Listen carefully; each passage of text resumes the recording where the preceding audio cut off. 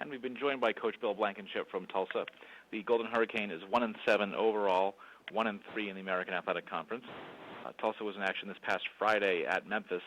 Memphis won the game 40-20. Up next for Tulsa will be back at home at Chapman Stadium this Saturday, noon Eastern Time start, 11 a.m. Central Time start on CBS Sports Network. And Coach, thanks for joining us on the call this week. If you could take a minute to tie up the trip to Memphis on Friday and let us know what you expect to see Saturday as you host SMU, please. Well, I appreciate that. Obviously we were disappointed with the loss at Memphis. I thought we played very well early in the game. Did some nice things. I think that's a very well coached team. They're playing at a high level right now, and I think that we certainly caught them on an evening that we needed to do things well. We did for a while, and then certainly gave up some big plays that I think that Memphis earned. But also they were pretty catastrophic right before half. I think that was one that was a pretty good gut check for us. But I thought our kids came back and fought very hard in the second half and still had some chances until we moved into the fourth quarter. So we've just got to put four quarters together. I think our team is still fighting. I think we're still getting better in some areas. We're playing without some guys, but hopefully we'll get a few of them back. I think we're going to be playing a team from SMU that I think is a lot of, we could look in the mirror and see a lot of similarities. They're a team that's obviously been struggling this season compared to what they've done in the past, but I know they've got a lot of pride, and I'm sure they've circled the University of Tulsa date for this Saturday. So we'll get an 11 o'clock start, and what we're really counting on is that we still got guys that really want to play some football, and we're going to be excited to take them out and fight for a win. Take questions for Coach Blankenship, please. Star 1 on your telephone to join the queue. Then the operator will introduce you. We'll take Dan Tortora, Broadcast Media. Hi, Coach. How you doing today? All right, Dan. Good to hear from you again. Good to hear from you, too. The most important thing for you that you've been able to take away from your bye week as you head into this game against SMU?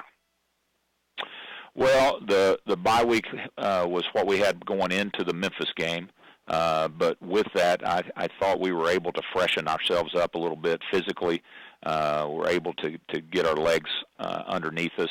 That allowed us to, I think, come to a little better place in terms of chasing the football and going and getting the ball. Coming out of the Memphis game, we're probably about in the same place physically.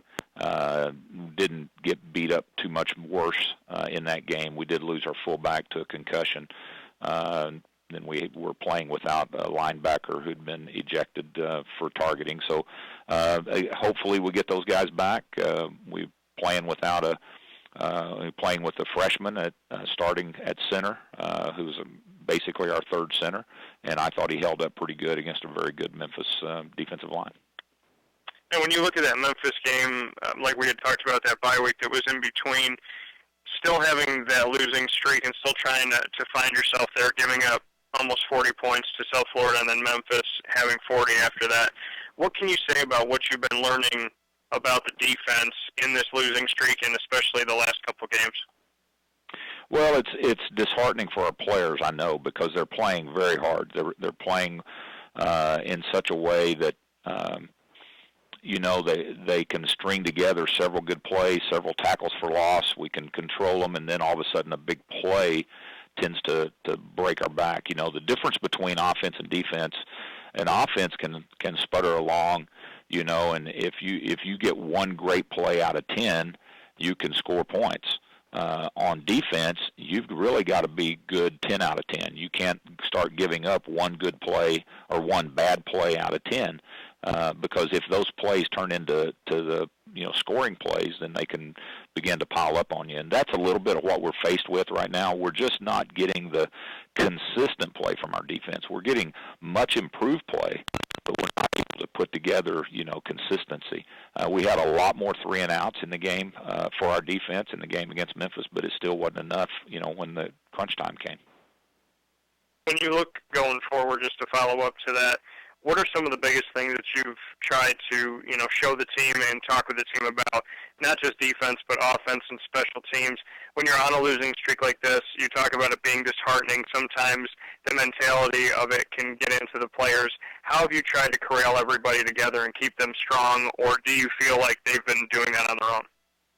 Well, I think that, I had a guy tell me several years ago that, the problem with any of these kind of situations is leadership, but the solution is always leadership. And so I think it comes down on me and then our staff and then our leaders on the team that we have to I have to show the team, I have to show our staff that they're going to get my best effort. I'm going to have as good a game plan to get ready to play SMU this week as I would if we were playing Central Florida in the conference championship game 2 years ago. You're not going to see any difference in the way I'm going to go about this.